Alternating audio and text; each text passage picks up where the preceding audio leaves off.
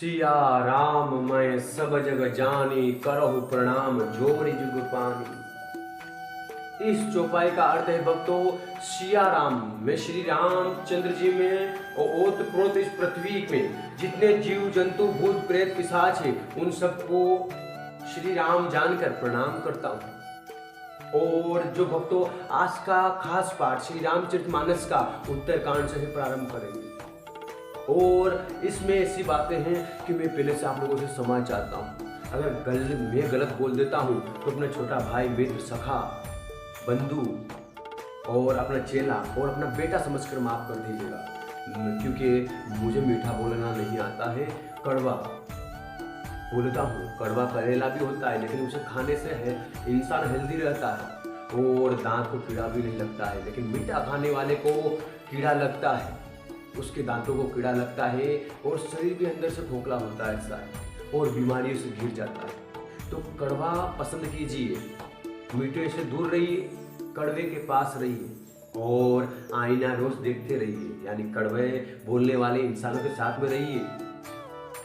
तो आज का श्री रामचरितमानस का पाठ है। जब एक बार श्री रघुनाथ जी महाराज ने गुरु, मित्र, सखा, बंधुओं और पूरे नगर निवासियों को आमंत्रित किया।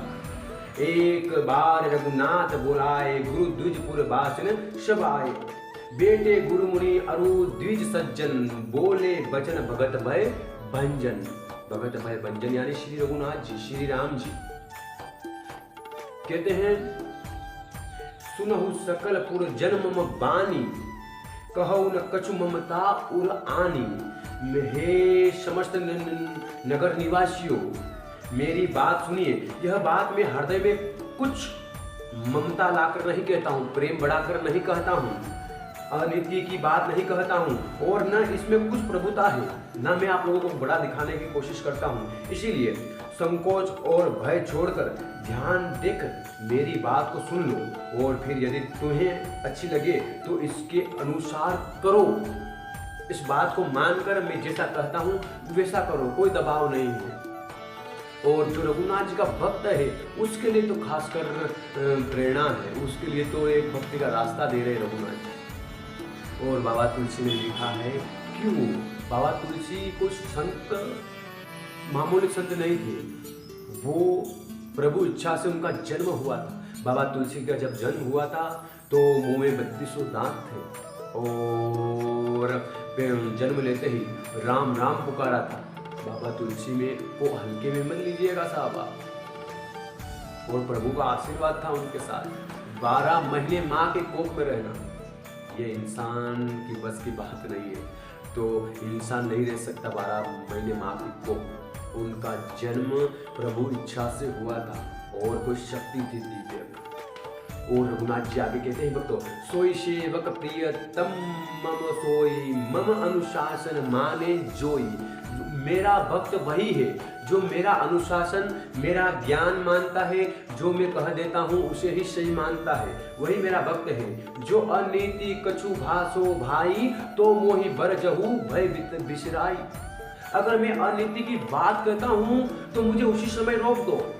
तो मोहि बिरजहु भय बिसराई, डर भुलाकर मुझे उसी समय रोक दो भक्तों। और बड़े भाग मानुष तन पावा, शूर दुर्लभ सब ग्रंथ गावा। बड़े भाग से भक्तों यह मनुष्य शरीर मिलता है।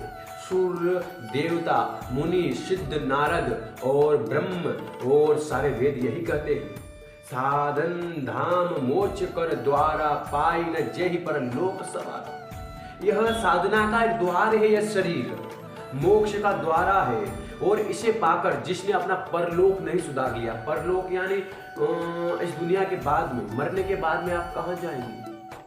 स्वर्ग, नरक, गोलोक या पता नहीं कहाँ जाएंगे, वो तो आपको कर्म ही तय करेंगे, हमारे आपको कर्म ही तय करेंगे। हाँ, आप अपने कर्म से पूछ सकते हैं आप कैसे कर्म कर रहे हैं। किसी न साधु से पूछने की जरूरत है, न इंसान से, न भगवान से। अपने कर्म से पूछो, अपने आप से पूछो, आपने कैसे कर्म किए, नरक वाले के स्वर्ग वाले।